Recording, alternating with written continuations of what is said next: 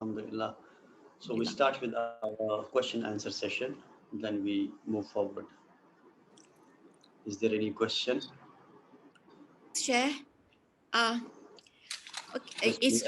it is regarding today's topic, regarding the description of the true believer from Mhm. from Surah Taubah and Mu'minun. The example of the true believer is the person who avoids sexual encounters, and it means slaves. I think so in the past, which I've been reading. What has been troubling me for a long time, but I haven't asked anyone, is it that particular statement, he can have sex with his slave without marrying her? Does it mean that? Am I wrong? May Allah forgive me if I'm wrong. No, actually, it is true. Whatever you have understood, that is the thing that they can have Oh, their, yes, they can have the, we can say it, they can have the relationship with their slave girls as well. But we need to see it as context first. Context is that since slavery, it was not a system introduced by Islam. Rather, it has been for the centuries together established social institution. So slavery was an institution that the people were enslaved, and especially during the time of the war. And Islam did not abolish it for many reasons. One of the biggest reason which I think is that these distribution of these slave boys or girls among the soldiers, it was a solution to the POW. POW means prisoners of war. That was a main source of that enslaving the people. Whenever there was fight between the two countries, then the conquering country or the one who win the battle, they were enslaving the others. And it is in this context, Islam provides a solution to this, that they may be distributed so that they are given the social protection. It's not that then Islam gave the guidelines regarding these slaves. And within a shortest span of time, in the Arabian context, the slave and the master, there was no difference at all. And it is unique in the history of the Islam that they also formed their own khilafah, their own rule, their own empire, which is known as Asrul Mamalik. Mamluk means slave. Its plural is Mamalik. You can search it on also. You find out that these slaves, it was a slave dynasty who established the rule in Egypt and different parts of the Muslim world. So this was a solution to the prisoner of war, that when those who were captives, they were distributed so that they are socially rehabilitated. Just to make them to be at the mercy of none, Islam gave this provision that those who are engaged in that battle and they get these slaves, they must be distributed among them so that they get the social protection. However, then Islam also gave, if you see the ahkam of Islam, that many of the ahkam are, if you do this, then your expiation, kafara is free the slave. And Prophet ﷺ, you must feed them whatever you eat, you must feed them. Whatever you wear, you must clothe them. So there should be no distinction in such a way. However, having this sexual intercourse with the slave girls, it was permitted because slaves were considered to be the wealth of a person, his own wealth, his own particular belonging. Then Islam also gives certain ahkam regarding this. Before, in Arabian context, the people, especially these slave girls, they were the worst victims. But in Islamic context, they were all protected in a sense. Then, whenever she give the birth to a child, she is set free. So her delivery just brought her the freedom, and then she also entitled. And if Quran also encouraged those people who are not having, who are not able to pay the dower amount, and who are not able to marry the free woman, Quran also encourages them to marry your slave girls. Once they are married, they are set free. Once they give birth to the child, even if they are not, she is not married to the master, because she belongs to him. He is the sole, we can say, proprietor or the owner or the master of the girl. So when she gave birth to the child, and the child has got the title of nasab, he's entitled to the inheritance. So all these ahkam, Islam improved the conditions of this. However, this is almost nowadays non-applicable, because in the first instance, there's no any Islamic state which will have the fight with others on the Islamic lines, on the Islamic basis. So nowadays, the concept is almost now, it is, we cannot say it is abolished, but it is missing.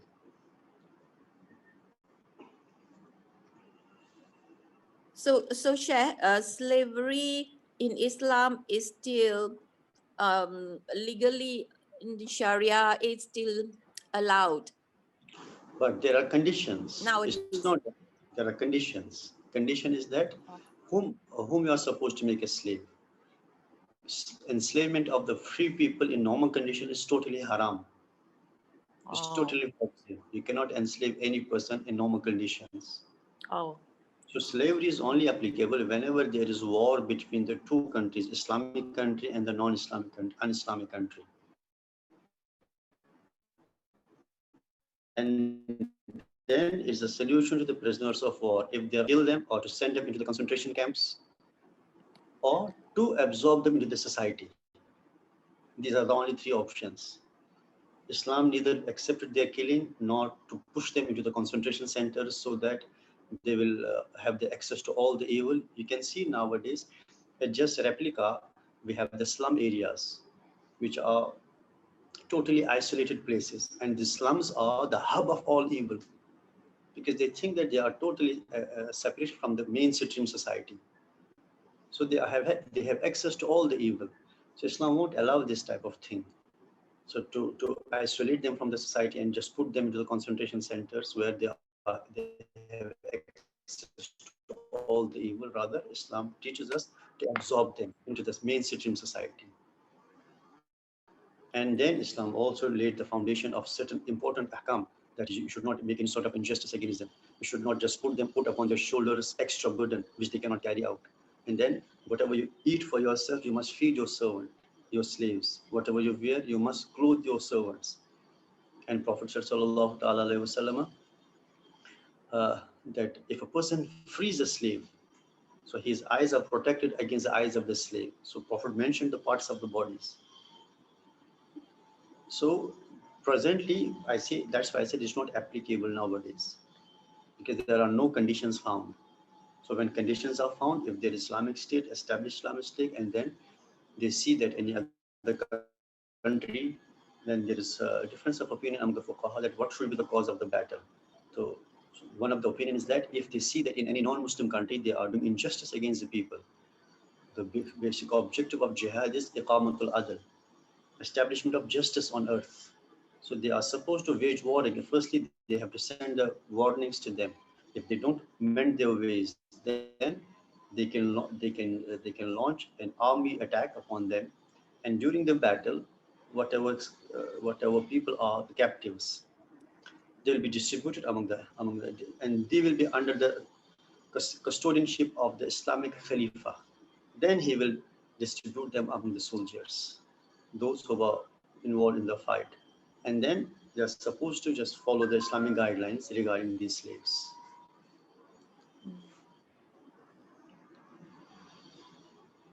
thank you, Sheikh. Welcome. Any other question? Assalamualaikum, Sheikh. Walaikum assalam wa rahmatullah. Just a question. Now I'm doing all the obeying the praying to Allah, fasting, and all doing all the good deeds. It's more because I'm scared. I'm scared of the punishment if I didn't do it. You know? So Okay. how do I develop the love for Allah then? Because now it's more I'm scared, scared of afraid of the punishment. So, Actually, this fear of punishment, to be scared of punishment, is again a law of Allah subhanahu wa ta'ala. How? Is a belief in akhirah. And this is what Allah subhanahu wa ta'ala commands us in the Quran. Wattaqullah, you fear Allah subhanahu wa ta'ala. Wattaqun nar alladhi, and you fear the fire. yes, Fattaqun nar alladhi, so you fear the fire. Waquduha an-nasu wal hijara, whose fuel will be the stones and the men. So there are many verses in the Quran in which Allah subhanahu wa ta'ala commands us that we must have the fear of hereafter. We must have the fear of the punishment of hereafter.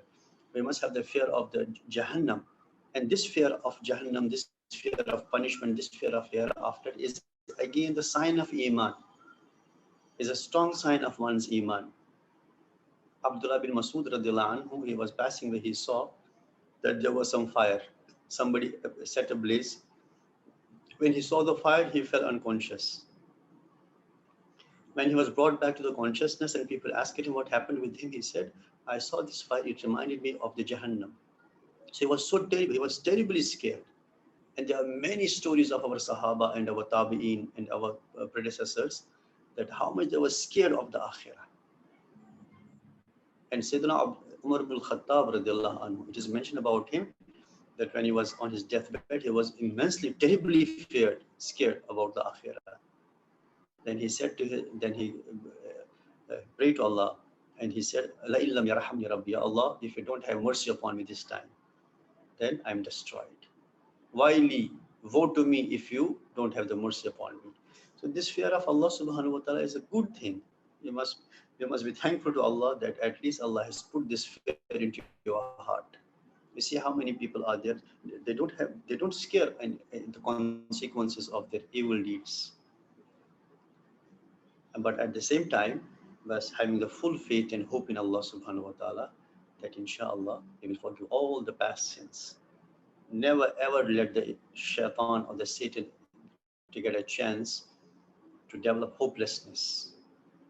Because hopelessness is haram, it is strictly forbidden and prohibited. So this is a good thing. There's nothing wrong in it if a person is having too much fear of hereafter, too much fear of the punishment. Any other question? we are at the same time, we are doing all the good deeds like, sedekah, and then infaq, help doing charity, hoping for a good reward from Allah. So, is that any sign of, is it okay? Hoping for reward. Yes, actually, our hoping for reward means that we want the pleasure of Allah subhanahu wa ta'ala. I always say Jannah, when we say we want the Jannah, Jannah is a manifestation of pleasure of Allah.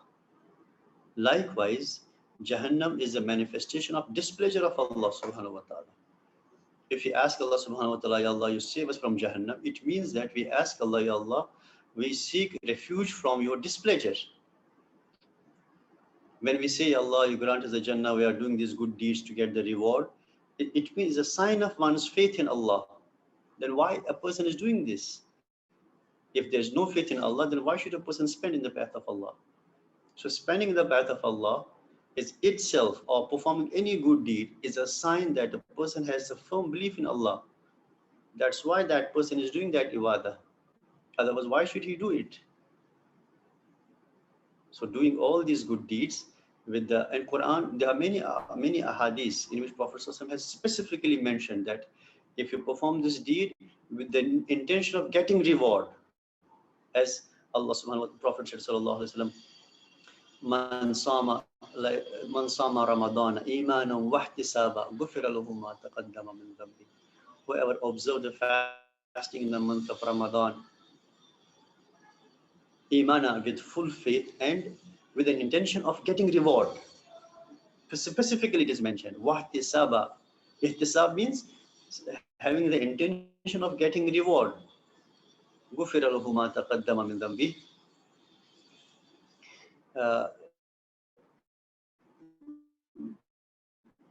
The And then Prophet ﷺ, Man qama laylatul qadr, whoever performs a tarawih in the month of Ramadan with iman and with the intention of getting reward, غُفِرَ لَهُ مَا تَقَدَّمَ مِنْ ذَنْبِهِ, all his passions are forgiven and washed away. So, if we do any good deed with this intention, we get reward. Yes, that is a motivation for us. There must be an incentive for us to do a good deed. So why are we doing these good deeds? To get the reward from Allah. Why to get the reward? Because by getting the reward, Allah is pleased with us. So they are all interconnected. That do the non-Muslims have the commanding soul? Undoubtedly, they have the commanding soul, which commands them always of evil.